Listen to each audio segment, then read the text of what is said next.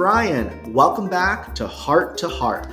Thank you for joining us for our fourth episode, How to Create Your Dream Career, with our guest, casting director Amey René. Be sure to listen closely as Amey goes through her unexpected path to casting. Amey's dedication and adaptability have turned her passions into a career, and her experiences serve as valuable lessons for aspiring actors.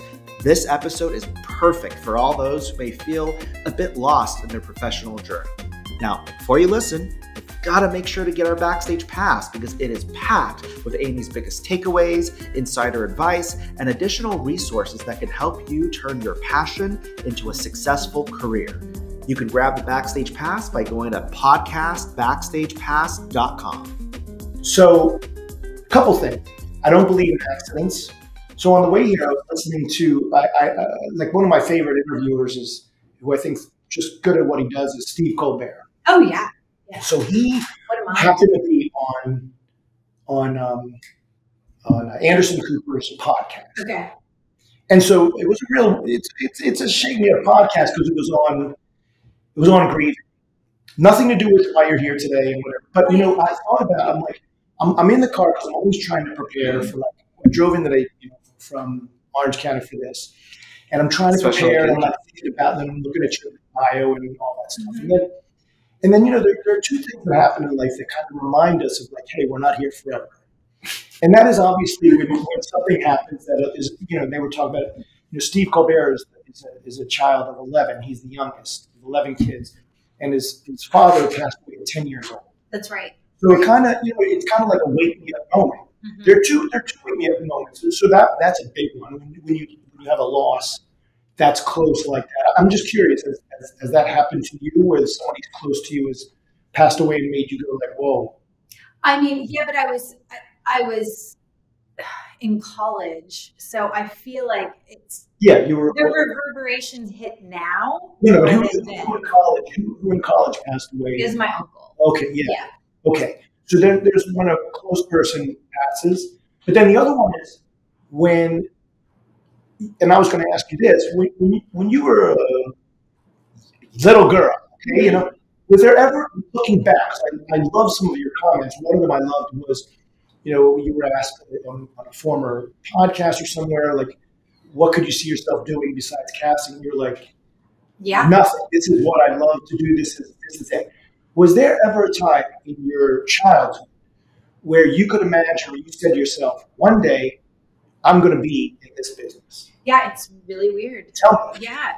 So I literally worked at the ice cream shop in town. It's such a small town story. And right next door, it's called the Market Basket. Oh, wait, hold on. How old were you? I was 14. It happened even before that. But this is the most. Hold on. I have to stop you for a second. Okay. My dad had 3 ice cream trucks. Oh, my God. So as a kid, I was in that ice cream. Go ahead, continue. This is unbelievable. So this is when I was able to do things more on my own, and that will make sense in a second. So they had it was where you rented VHS, the Market Basket. Right. So it was right next door. So I would work my ice cream shift for $1.30 an hour. After school or on the weekends? Summer, for example. Okay. And so then I would go next door and rent VHSs to watch because there's literally nothing else to do. You play sports if you live in a small town. So when I wasn't playing sports. Well, by the way, what town? It's in Ohio. It's really because you went to Ohio State. It makes sense. Yeah. Okay. So anyhow, so that was my routine, and it was always if you like this, you'll like this, that kind of thing. But it was a teeny little corner in a small town, little convenience store. But that is really where I started learning and watching things and on my own accord, without it being on cable or something. I could pick what I wanted to watch while you were doing the ice cream. No. Afterwards. Sorry. It's a very complicated. No. So the store is next door to the next play. door. Okay. So in my head, it's all I'm trying to picture it too. Yeah. So I get off my shift. I go over there. I pick out a VHS. I take it home. I watch it. So it becomes that routine thing where it's and then it's oh, I really like that director. I should watch this movie. Or I really like that actor. I'm going to watch this movie. Because this is pre-internet, I got Premiere Magazine when I was in high school and would cut out. You don't even know because you're so young. It was the magazine. Yeah, go ahead. It was the magazine for Hollywood. And so, like, literally, any actor that had a write-up, I'm like cutting them out. It's like deadline. Saving, yes, but without, it's less industry jargon and more like content on like who they are, where they're from, like fluff interview kind of things. But not like people or like us. Not like a gossip. Okay. Like legit interviews and stuff. So, you know, and I would save all of that, and it's like all through college and stuff, I'm lugging around filing cabinets of like literally, I've never told anyone this. This is great. Wow. Of like, you know, files on like different actors and stuff, and I don't know why that I loved that. So at the time when I was an undergrad, they got rid of the film department literally my freshman year. So I was like, okay, great. So I ended up getting an undergrad in art education, which I minored in film. So any of my projects were centered around film education. Like, what is a director do? Very basic kind of stuff. Mm-hmm. And then when I went to grad school, I furthered that. So I taught a high school. In New Orleans. Yeah. I taught a high school film class, basically. When I was getting my master's, yeah. So it was basically like a made-up curriculum by me that would be like, this is what a director is. These are some examples. Then we would watch a movie of like a very director-heavy like choice movie. Same with like music. Like, this is what a music supervisor does, and here's how music can affect the scenes. Editing, this is how cinematographer, like all of that stuff. So it's very basic on an intro, basically. But looking back on it, there's no casting director section that I did. And that just goes to show, like, if I had known this department existed, I would have, this whole time, I would have just been like, okay, casting is my thing. I just didn't really know. But you had a feeling that it was going to be. But in the process of it, you wanted that. This is the whole long example of me saying that I had like this passion for something I didn't know existed. So it wasn't until, I was a makeup artist first. Wow. Wait, out of school? Just coming out? No, like as a freelance makeup artist, like I did film, TV, headshots, weddings. It's amazing. We have a really good sense of fashion. I've always noticed that about you. Even when you were doing that, you envisioned like, hey, I'm doing this for now, but I'm going to be doing something. But there's something else. Yes, you knew it. But look, the only reason why I became a makeup artist was because I painted. So it's like, well, all right, I can paint on people's faces. Yes. And this is like way before like all the mad contouring and everything that is now. It's like very beauty makeup. This is like early 2000s. So I got in that way. And then I also realized I don't like being on set. I'm an introvert naturally. Yeah, you like being behind. So to be on for 18 hours and like doing, making sure everybody's cool and making sure everyone likes you, it was like, I couldn't have that stamina. So when I transitioned into the next part, I worked for a really well-known acting coach. And I'm not an actor. I've never taken an acting lesson. I don't do theater, like nothing. So were you in your 20s when this happened? Yeah, well, 20-ish. Okay, this is good. Yeah, so this was my first introduction to like agents and managers. And were you in Seattle at the time? No, I was. You were here. Okay. Yeah. So and you worked with this well-known acting coach. Yes. Is that coach still around today? Oh yeah, she's very well-known. It doesn't matter. It's Leslie Collins.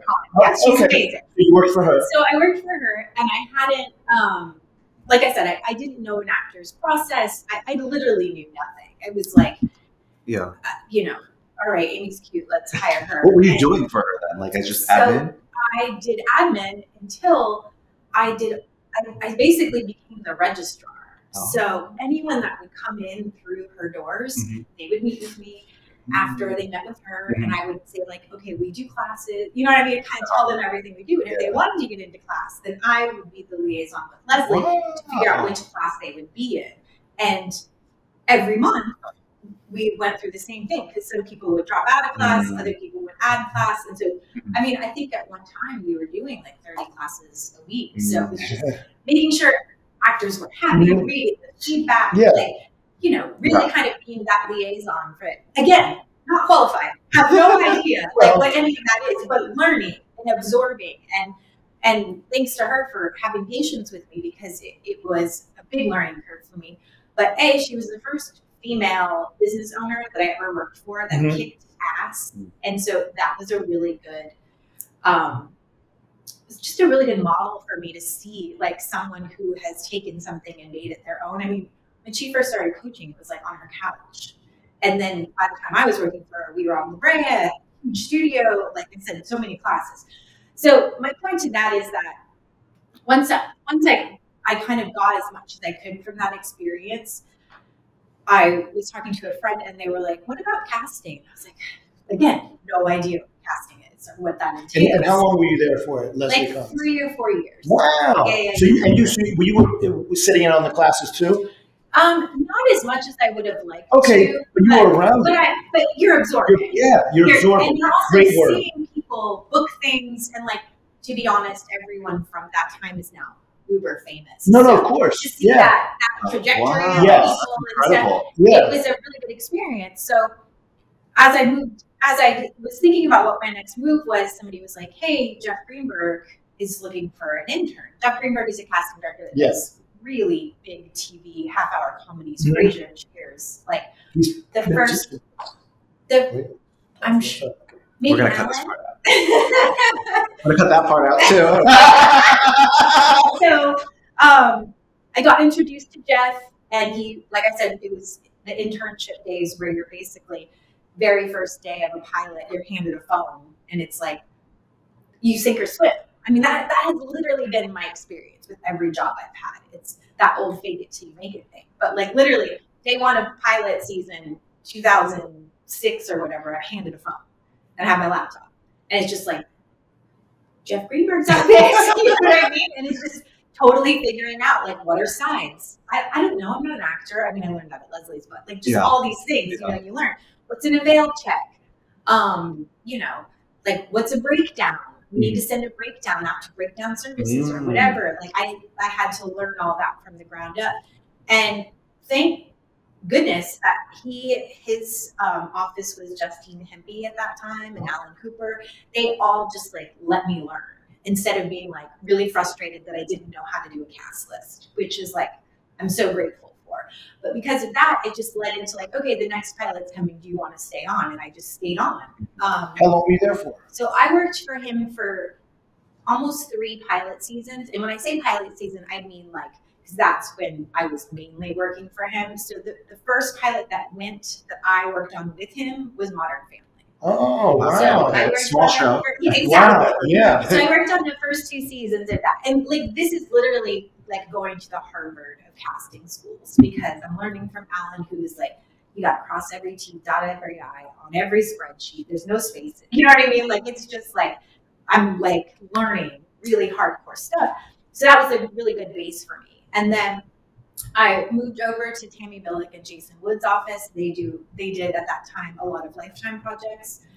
So I learned 1 hour episodics and like how to cast 17 co-star roles a week for a 1 hour drama. Much different than Modern Family. Totally different. And totally different. Like, everything is different. So then I learned. Is there a through line in the acting, even though it's different? Casting is casting. It doesn't matter. That's good that we're hearing this. Yes. But sometimes, you know, the protocols or the approval process or like just basic how things are done are tweaked on different jobs. So after that, and during that time period, I met my now husband, and he literally like 6 months into dating. This is all very personal. But how did you meet your husband? Online. Okay. But he went to Emerson. He's a film person. Oh yes. We have a film connection. You met him on set? No, I met him online. Oh right. Okay. Yeah. Write that down. He went to Emerson. That's incredible. Yeah. So we had a film, you know, like bond on that, and he had worked for agents, and then he was working at E, doing marketing and stuff. So he was scouted by Microsoft when they wanted to do Microsoft Studios. And so like 6 or 8 months into us dating, he's like, I just got an offer to work for Microsoft in Seattle. And I was like, God damn it. Like, I just found the career that I wanted. Were you married yet? No, we were just dating. Wow. And I was like, huge decision. Yes. I was like, oh my God, like, what do I do? Yeah, you almost said sayonara.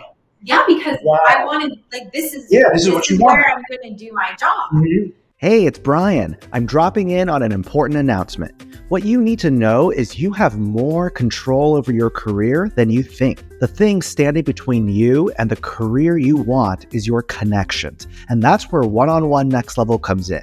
If you are not a member yet, you can apply to join at oneononenextlevel.com. Press pause and do that now. If you are already a member and you are ready to get back on track, we want to invite you to book a strategy session with us led by myself personally.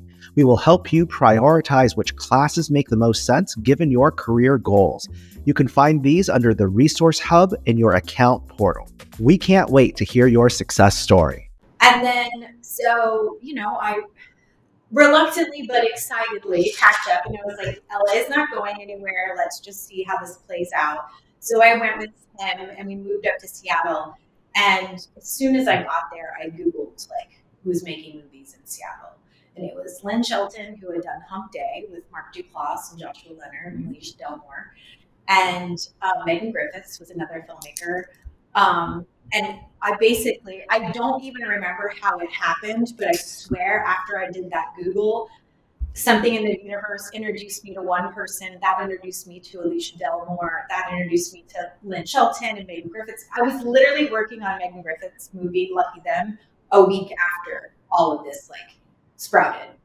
So bizarre. So they hired me as location casting. Oh my God, in Seattle. In Seattle. Unbelievable. So it's a Tony Collette movie called Lucky Them. I love it because it's so Seattle. It's about music and everything. Does that make you believe in no accidents? I mean, like this is what's crazy about it. So it gave me the opportunity to say, I am a casting director. This is what I do. I didn't have to work for anybody else. I just got the job, right? And so then that job led to other jobs. And then I worked with Lynn on Laggies. And I got introduced to Mel Eslin, who's the president of Duplass Brothers. So I was just like meeting all of these indie people up there, also working and coming down here. So I would come down for like weeks at a time. And I worked on Jane the Virgin pilot with Alex Silverberg. She was a one-on-one actress. She's awesome. Yeah. So I got to do that. And then, fast forward to 2 years later, Microsoft sends out a notification, 20 employees getting laid off. They're not doing that anymore. So we came back. So I was really only in Seattle for 2 years, but it took my career to another level, which is what's bizarre. But isn't it amazing? It's almost like, once you chose Pill, you said, okay, I'm going to do this. I'm going to commit to my future husband, go to Seattle. All this opportunity happened that you didn't expect. Well, who would have ever thought that would have been my... But it's not, and then it sets you up for coming back here. So then through that, this is what I talk about a lot in classes. I got my first movie at Sundance, and I went. It's called It Happened in LA. It's the first movie I cast that premiered at Sundance. It was 2016. Okay.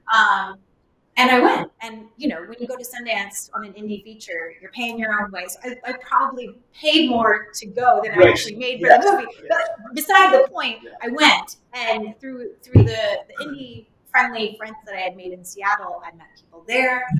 That led to other meetings with people and producers. It just made it blossom. Whereas had I stayed in LA, and this is no shade to this path either. I could have worked for a big casting director for 10 years and waited to be promoted.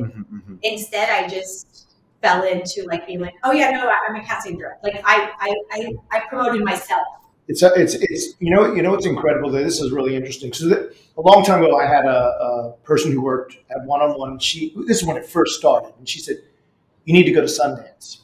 So at that time, it was beginning stages. It was like 20. So at that stage, I looked into all the possibilities. She said, if you go as a volunteer, they put you up. You go to all the films. Okay, so I did, and I developed relationships with to this day, all these years later, all of the same volunteers come to the same theater, and we all are together. It's like winter camp. I was going to say winter, summer. All over, but we're from all over, and there's a lot of love there. Okay. Yeah. So this one person I worked with, she said, Mark, you have to, when we get back to New York, I'm going to introduce you. But there are these guys that just moved from Austin, Texas to New York, and they haven't done a feature, but they need to teach for you guys because they're like on the cutting edge. They're making all these short films. They're just picking up cameras and shooting them. And they were the Duplass brothers. Oh so they were teaching it one-on-one in New York. And then they came to me after we developed a relationship, and they said, we're going to do our first feature. Is there any way we can get some space? So we gave them the space for Puffy Chair. They cast Puffy Chair. They even rehearsed there. And so the magic of Sundance, and I always tell actors and whoever is there, is that because it's cold and because you're not in LA, you're not in New York, you're in the environment for meeting people just in line at a movie is ridiculous. Organic. Yes, or it's organic. And unlike anywhere, the person next to you, who knows who they are, but you're getting in conversations about how cold it is, or what a beautiful day it is, and the next thing you know, you're developing a relationship. So back to Jay and Mark. So they both taught at one-on-one, and they were doing this pretty regularly. And then Puffy Chair happened, and their career took off. And then years later, I see whatever film you cast of theirs. Big Time Adolescent. No, wait, not of theirs. What movie was it? I don't know. It was one of the many. And I said, I don't know this woman, and Brian, and we've got to pursue her. And they also, I don't know this, but Jay has done has done like not a podcast, but like a kind of Brian interview. Big Time Adolescence. You saw Big Time Adolescence. That was your favorite, I think, of that year. So that's and I was like, this casting person. Not only did I know them, but like she did such a great job. I mean, like it was real. I mean, a lot of people who really, I said this woman is like she has such a aesthetic for like the right actors who don't have the names, but who are like really right for we've got to find her.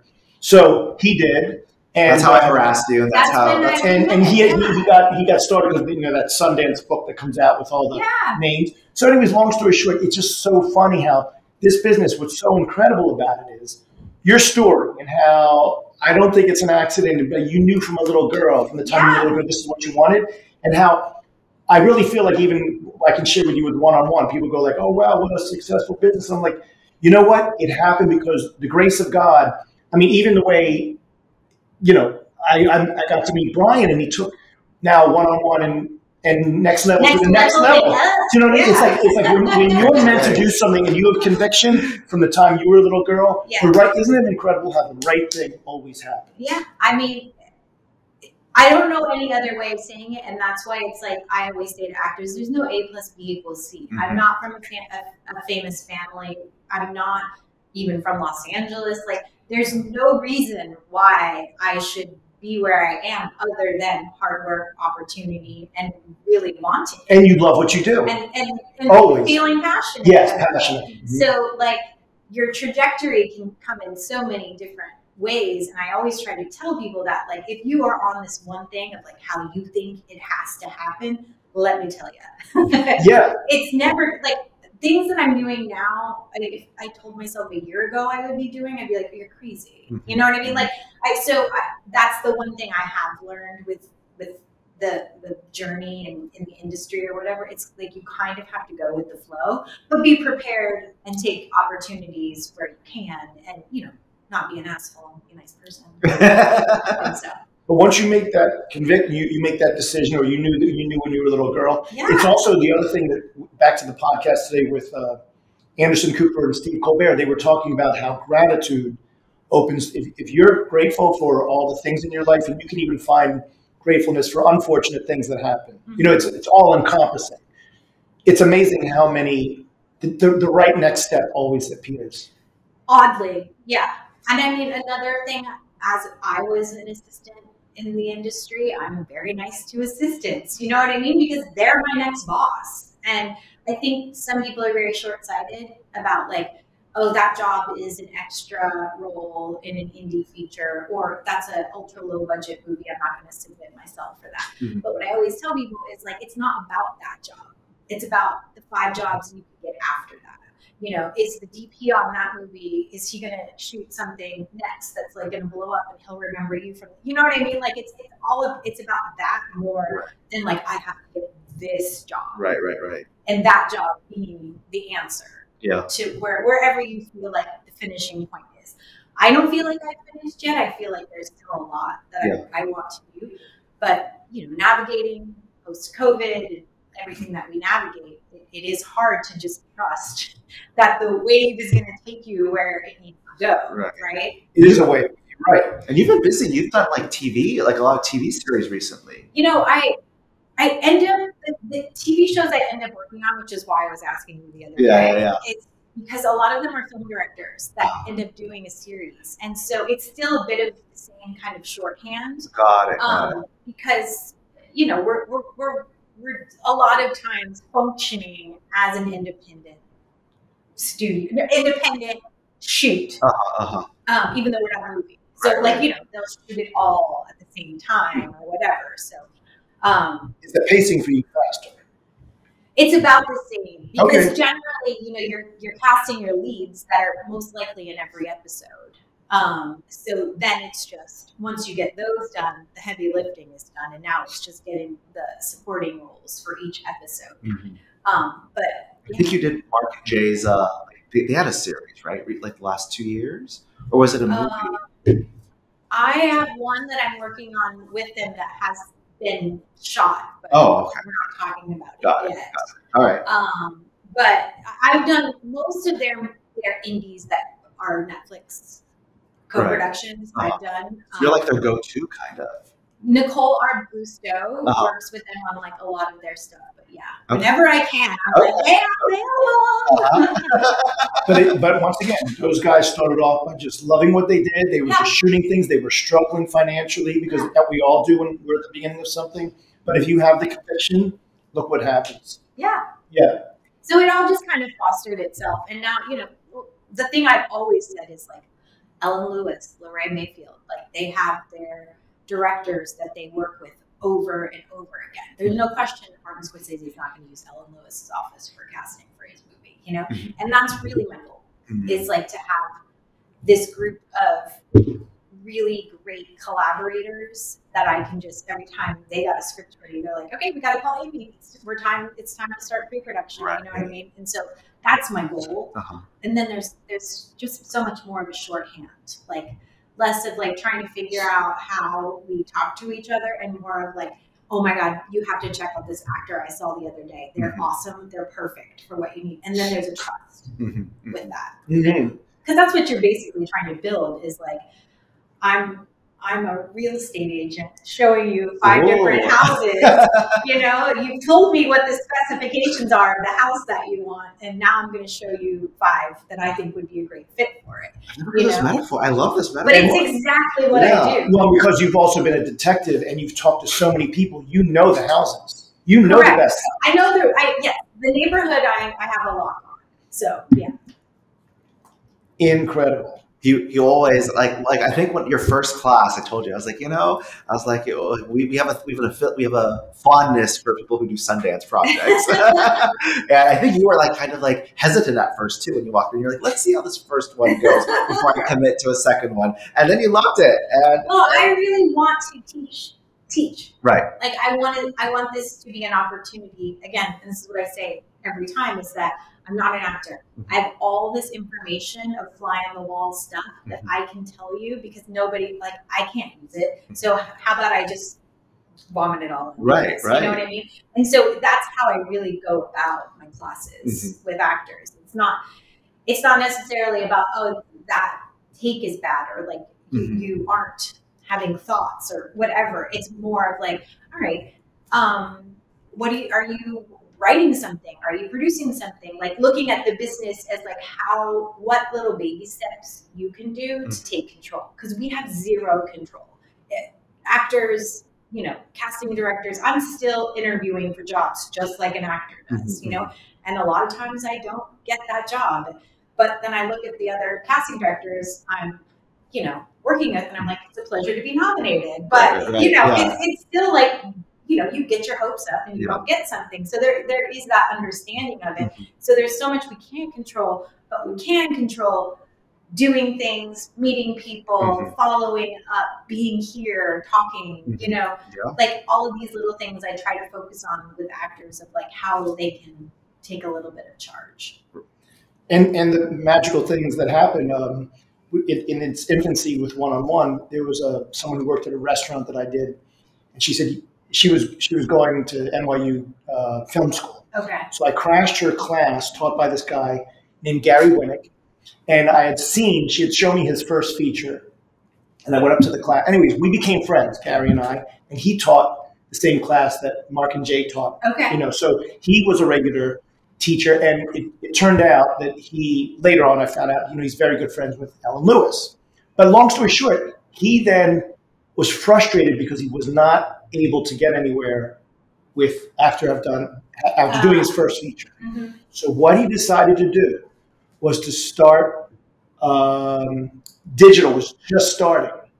So he took well-known actors who had a name for themselves, but on the side had a film that Hollywood would never do because it was just very difficult to. Yeah. So he had a company, and he said, we're just going to put down the camera because it's a digital camera. We'll shoot it. If we don't have a permit, so what? And the name of his company that he started, it was called Indigent, and his name was Gary Winnick. Okay. And we became friends. And so, anyways, long story short, Gary then, from starting this company, had a film that took off at Sundance, and then it was all over for him.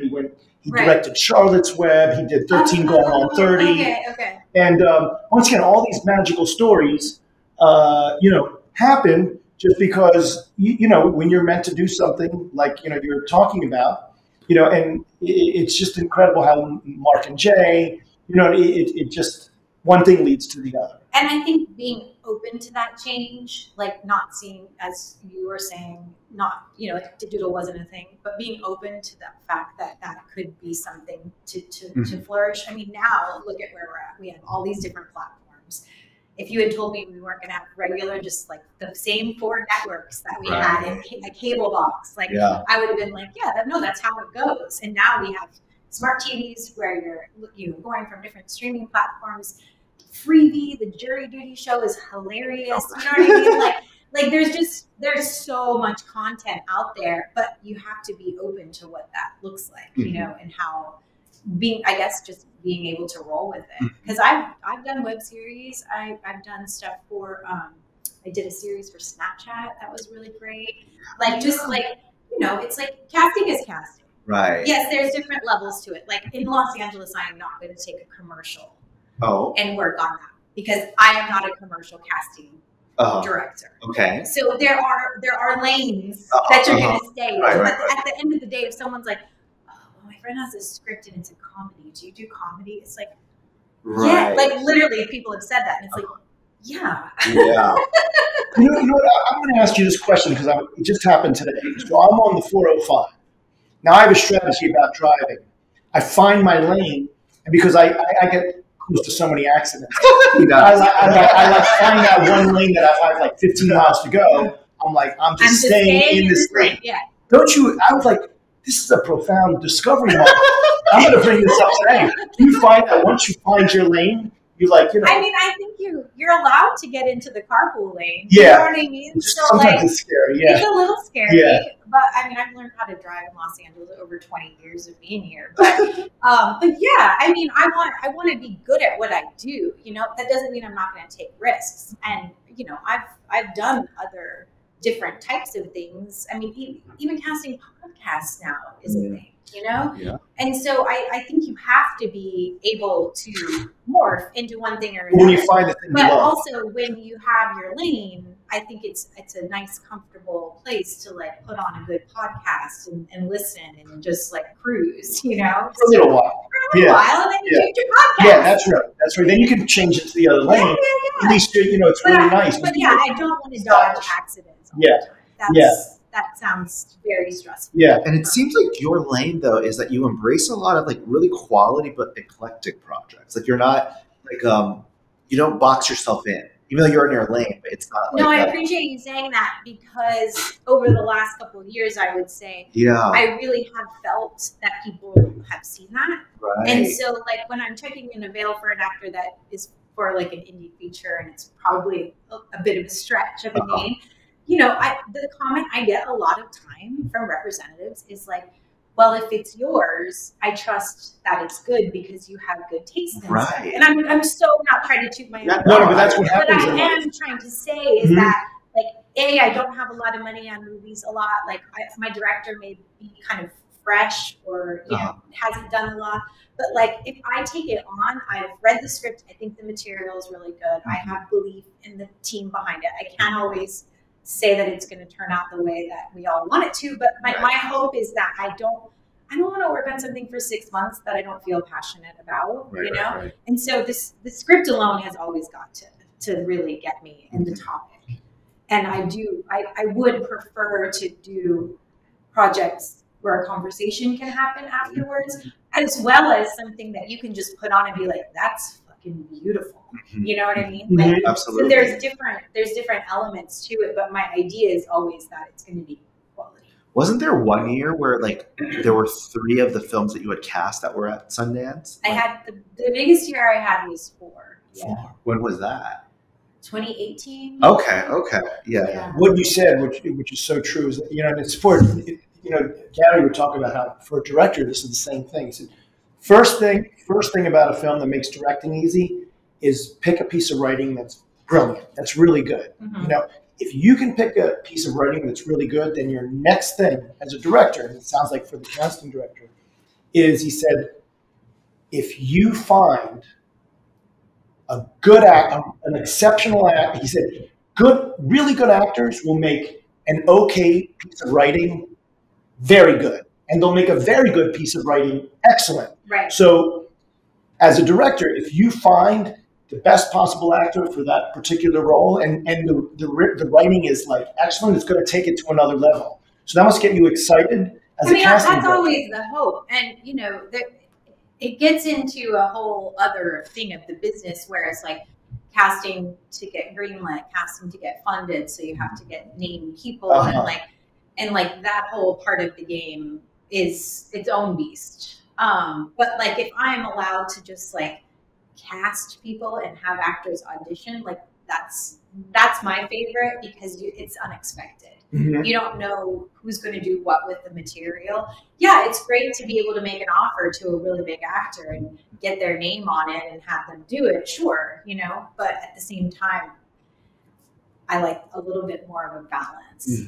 Lately, I've definitely seen the attachment phase is like where indie projects are going right now, just because. Where are they going, would you say?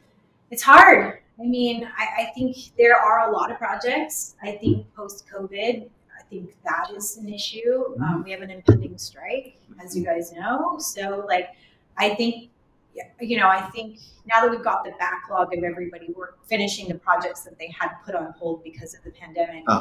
Things are flowing a little bit more, but I do think you have to have a really attractive package if you don't have a streamer attached to it, a director that just had a Sundance movie that was the buzz. You know, if you don't have a production company that's like A24, like you have to have all of those parts for people. I think for people to trust.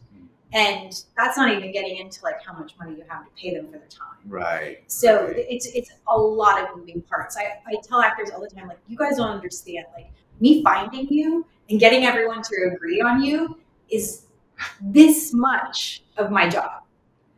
We still have to go through like, what's the billing, you know, with the agent and doing all the deal stuff that like has to go through.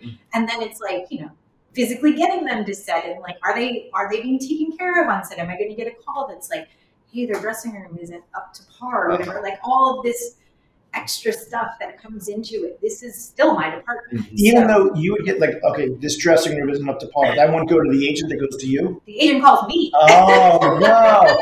Well, it's with the domino effect. Yeah. So, yeah, I am the baton holder of like, here's my baby actor. And then I'm handing their hand into the director's hand, and then they walk off into the sunset together. And then, you know, when they're at Sundance, they stand on stage, and when they get asked, how'd you get such a great cast? They're like, well, I knew so-and-so, and da-da-da-da-da. And I'm like, cool. By the way, sidebar, there are so many other great film festivals as well. I love Sundance because, as you were saying, everyone's stuck in a snowy place on one main street. So you are like, I've heard if the parties are there, the after parties. Yeah, like if you're not there for something to work in the business, or to talk about things, or to like do all the douchey things that we don't really want to do here all the time, or appear to be like, you know, opportunistic. There, it's just such a safe space for that to be creative. Like you're wearing a lanyard, it says what the name of the movie is. People can just be like, oh, you're a casting director. Oh, you did Big Time Adolescence. Cool. And like it's an instant conversation starter, right? South by is amazing. Tribeca is amazing. I also have to throw my little toot my own horn for like a Sidewalk Film Festival, which is in Birmingham, Alabama, which I would have never known about. I was asked to be on the jury one year, and I went, and it's amazing because any film festival that takes over like a smaller town, everyone's eating together, going to parties. That's right. And it's not like rager parties or anything like that. It's constructive, like everyone's hanging out, and so you're making those legit connections. Which is why I tell people, it's like, you don't have to go to Sundance if you don't have something in it. But like, you know, did your short play at Nashville? Go to Nashville. Or like, you know, Palm Springs is right here. It's an Oscar, what do they call it? You know, when you can be in contention for an Oscar. I don't know. Contending festival, whatever it is. I'm looking Scratch for that. Scratch that. But, you know, it's just, I think there's opportunity. It doesn't always have to be like Sundance. For sure. But for me, that is my favorite. Yeah, because you know what, on the other hand, when I would go to Tribeca, you know, listen, more than half the people are like, you're going to go back to the office after the film. Well, that's the thing. It's in New York City. How is your film festival going to be bigger than New York City? Yeah, exactly. So they go and then they leave. Where in Sundance, there's no place to leave. There's no place to go. Yeah, there you go. And that's why it creates that aura. So here's an interesting question. So from your days when you were working at the acting establishment, we'll just call it Leslie Kahn Studios. Yep. Was there ever someone there, and you don't have to mention any names, but that now has gone on to, let's just say, an impressive degree of success that you knew then, not even from their acting, but just from their aura, or that you said to yourself, I think this person 100%. What was it about them? Sometimes it's just like a physical like look about them and their They're essence. hot. Is that what you're trying to say? Sometimes I'm just like, you're a movie star. There are a lot of models that aren't movie stars, though. But there's also like a way people carry themselves in a confidence level that's like, oh, you can do basic algebra. Yeah, like, gotcha. You know what I mean? So. Hey folks, Brian here. Mark and I often cringe when people call One-on-One Next Level a workshop studio because we are so much more than that. You and I both know that not all workshop studios are the same, and I can tell you with complete confidence that no other studio offers the same level of care or programming that we do, and we do so with pride. Here's just a few examples. I'm Emily, and before One-on-One Next Level, I was in a super dark place in my career. I tried a lot of things to find representation, but nothing seemed to work, and I felt invisible. Then, almost as a Hail Mary, I signed up for a manager session. It was incredible, but it was also the thing to land me a manager. Since then, I booked a national commercial, I've gone on to create a thriving voiceover career, and signed with an agent, all through these classes and programs. One-on-One Next Level has been the single most important thing that's influenced my acting career and life in so many ways. I'm Neil. In the last year, I booked 2 co-stars and 1 top-of-show guest star on major TV series. I also shot my first lead in a feature film. In fact, I've hit 20 big milestones thanks to the connections that I've made in classes at One-on-One Next Level. The key has been getting in front of casting directors. And that's why I love One-on-One Next Level. If you're not a member yet, what are you waiting for? Every actor deserves face time with the people in the business who can move your career forward. And One-on-One Next Level can help you do that. Did you know One-on-One Next Level produces over 335 events and classes each month? Whether you join us in person or attend on Zoom, you can meet with A-list casting directors, filmmakers, TV showrunners, and executive producers, as well as agents and managers when you become a member. These days, it's harder and harder to get real face time with industry pros, but One-on-One Next Level makes it possible. To become a member, visit www.oneononenextlevel.com and click join. We can't wait to hear your success story. I'm a professional watcher. Right. Like every night I put in my couple hours, like my job is still going. Yeah. It's enjoyable because I can binge beef. And like, I love that show. It's so great. What a journey. But like I can do what I enjoy, which is watching things, whether it's stand up, whether it's a documentary, true crime, housewives, you know, a Sundance feature, whatever it is, like I get to do that. But then I would see people in them and I'd be like, oh my God, they're so great. And then you just kind of watch people's trajectory. But so you know, Leslie, there would be certain people who have 100%. personality. You just know. Like, for instance, just last night or yesterday, I watched James Corden, and he did car karaoke with Sean Puffy Combs. Okay. Now, I've known about Sean's music. You know, I listened to it. But when you saw them together, I am now in love. I'm in love with that man because Sean Puffy Combs, forget Corden is so likable, right? But I didn't know really much about his personality, Sean Puffy Combs, except he was in a One-on-One Actors movie named Will Rocco's a long time ago. Okay. And he did a good job. But his persona, he's got the best sense of humor, and James brought it out of him. Yeah. And it's just incredible when you get to see that. It's a charisma. Yes. The charisma. Like, it's there. And like, again, going back to just my everyday audition thing, I don't know why I can watch a tape of somebody and be like, that's it. That's our person. Like there isn't like a chemical reaction that shows green and is like telling you. It's just a feeling that you get. And so I think that's what really carries itself. Do you think that charisma that you're talking about is trainable or is it inherent? I think it's both.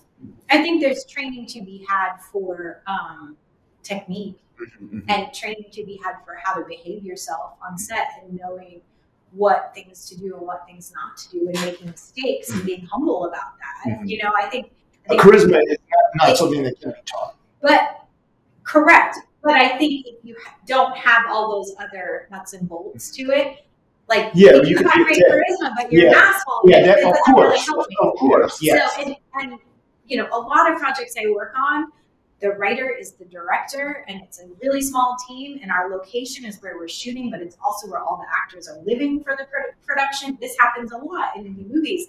And so if there's one, you know, vegetable that doesn't get along with the other vegetables or ripens the fruit or whatever that analogy would be, like it's a problem. Yeah. So yes, you can have all the charisma in the world, but if you can't focus and like people don't want to be around you, or you can't memorize your lines, then it doesn't really matter. Just to flip Mark's earlier question, were there any actors, you know, at the acting institution where, you know, you saw them like, they're never going to make it. Like, they suck, or this is awful. And then they did. No, not really. No. Because I'm not coming from a place of, I'm an actor, so I know actors. Right. It's just like, plus I'm just happy for people.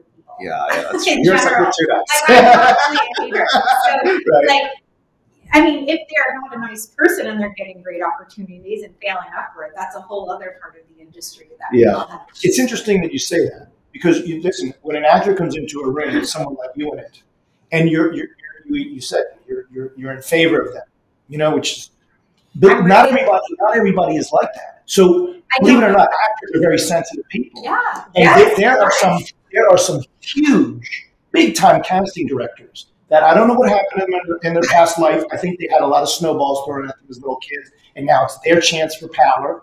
And they say that they're in the corner of the actor, but let me tell you something. I've met a degree of people who are like, they have an aura, and the room can feel it, where it's like they are not for you.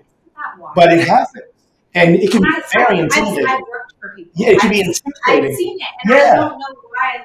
I don't know why that needs to be a part of the process, because at the end of the day, if I bring in 20 actors and all of them are really good and really right for the role, it makes me look like a rock star to my producer and director. So why would I not be rooting for you when you walk through the door? Yes, of course, actors can be annoying and late and like, you know, like things. But like, okay, like at the end of the day, why would I want to make you scared when I need you to perform? Right. So I am always welcoming until I'm not. But that is how I live my life. Really I'm always nice until I'm not. Of course, but you have to give me a reason. Yeah, there you go. I mean, you do put boundaries up. If I came into your room and I'm not an actor, I would feel like immediately like, okay, I want you to be like, I'm feeling good. It's going to make your work. You know, nobody talks about that. It's going to make your work. It's going to make you do such a better job. They're already nervous. Yeah, but it's going to relax you, and it really helps them in the end get the role. Correct, which is my goal. Because once they're cast, I get paid. But nobody ever said that in the speech. There you go. Yeah, exactly. So it's a very simple equation. Yeah. Think about it. You know, it gets more complicated, but like, there's a lot of added if you do good, I do good. We all do good. Right. And if, like, I can go to bed. Sounds simple. Yeah. I think the same analogy for like here, the same thing. It's like they do good, like people are happy, whatever. But for some reason, well, you can't make. Well, that's the world we can't control. Right. Yeah. I can only control how I lead my life with what energy I am putting out there. Yeah. I can't control how they receive that or what they're gonna. You know, reflect back on me. And, you know, you just really never know what people were going through 5 minutes before. I always tell actors this because I've been an assistant and associate for a while. You don't know what phone call the casting director just got off of, or they got their ass chewed about something that was completely out of their control from the producer. And now they've got to go into 3 hours of audition. Right. So that's out of your control. And so if they are in what you feel is like unwelcoming or a bad mood, maybe just say like, wow, they're going through some shit today. Yeah. That's what I would do. That's great advice, yeah. Because then it takes the weight off of you to be like, oh man, but then I did so terrible. Like, okay, you did your best. I always say, I give opportunities, not outcomes. Huge. So that is all I'm trying to do. Here's my opportunity I'm giving you. If the rate isn't enough for you, or you don't really connect with the character, or you don't want to go to Mississippi for 3 weeks to shoot, cool, great. But here's the opportunity. My friend Yvonne's always says, he's an actor, he never says he's going on an audition. He says he's going on an opportunity. He said, because just replacing that word, it doesn't make it feel so tense. Another one is, I have to go do this podcast today. How about I get to do this podcast today? Well, I get to see Brian. I get to see Mark in the flesh for the first time. I get to do that. Like, once I heard that one, that really changed things. Like, oh, I have to do drinks after work today. I'm so tired. No, I get to go have an alcoholic beverage with somebody in the because you can also cancel if you don't want to. That's right. No, you're right. So, and I think COVID taught us a lot of that too, because I'm also like, all right, I don't want to go to that screening tonight. I'm not going to go to that screening tonight. So it also allowed us to be like, you know what? I am not going to give my all for that event, so I'm going to pass on it. But instead of it being like a burden, like 12-year-old me being like, oh, I have to go to an industry mixer tonight. Right. That's you're lucky to go to an industry mixer tonight. You know, like that's the way you have to change your mind with it. Right. It's a very interesting spot in my life right now where I have this attempt at reflection, but also like I'm not done yet. Yeah. Like my career is recharging your batteries. I'm still doing things, you know, and I feel like I still have stories to tell and things that I can check off my list creatively in this space. But also when something goes really shitty on a job, I can look outside and I have that balance. Whereas I think a lot of times people get so wrapped up in like, this is so huge. You know what I mean? Like, oh, that agent was so mean to me and they're never going to let me work with their client again, or just making an example. And like you get in your head and you're like, I'm never going to work again. And it's like, just go outside. Yeah, right. Go on a walk. You'll feel so much better. But we are trained to just be like, it's all a big deal, you know? And that's something I had to learn. I had to learn that, and I had to learn when a job ends and I don't have another job right away. another job will come. Because I was never enjoying my off time. So I was working, head down, just working. Like there's so many photos of us on vacation, my husband and I, where it's me in front of my computer. Right. He's at the pool having a drink, me in front of the computer. And you have to put in that time and you have to do that. But you have to learn that when you don't have to do that, you don't have to do that. Right. Yes. And I think that's really hard. And I know that actors have that same stress where it's like they're working a job and then all of a sudden it's just, there's nothing. Enjoy that time. Play tennis. I ride horses. I play tennis. I do yoga. Anything that for an hour you can get away from and be like, oh yeah, you're right. That actor passing on that project is not the end of the world. How did you learn that? Like, how did you learn? Practice. And honestly, just like really telling myself that I had to, or else like no one wants to like just be stressed out all the time, you know? Also, I think having to figure out how to do plumbing in a 1950 cabin from scratch. And then, I mean, I laid all the tile, we did all the drywall. And you did the plumbing?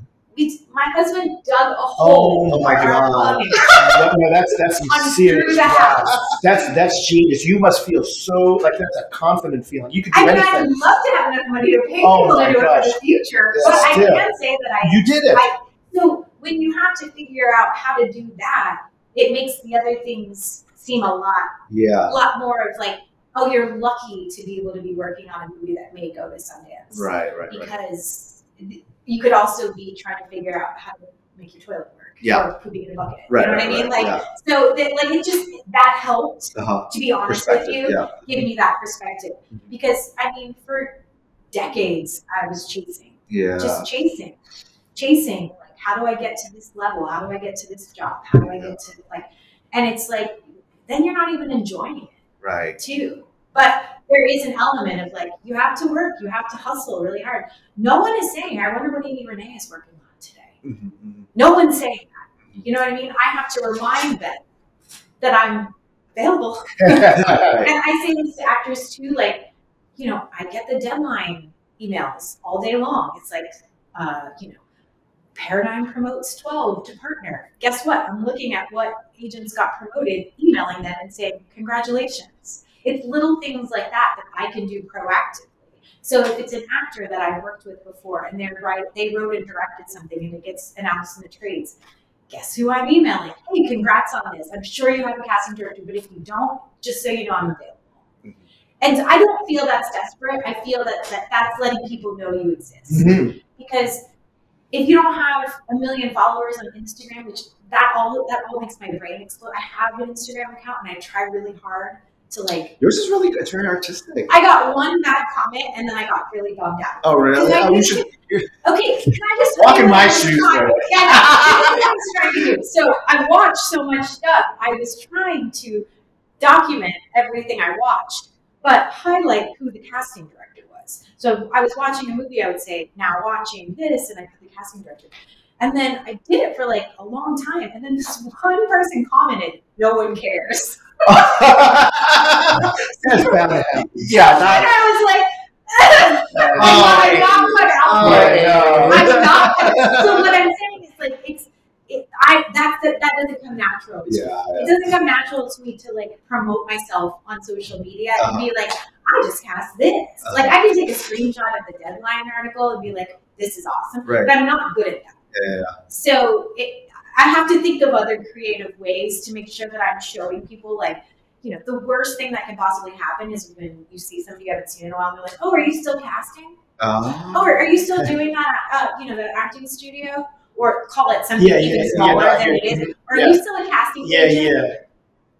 Did you cast? Or this is the other one. Was that casted by you? It's cast. You know, casted. Casting director. that eats me too when people say casted. It's very interesting. Are these drawn from your like Thanksgiving stories in Ohio? I never go there. Thank you so much for listening. If you haven't done it yet, grab the Backstage Pass. Don't treat this podcast as mere background entertainment. The Backstage Pass offers exclusive resources and behind-the-scenes footage that empower you to make a real impact on your career.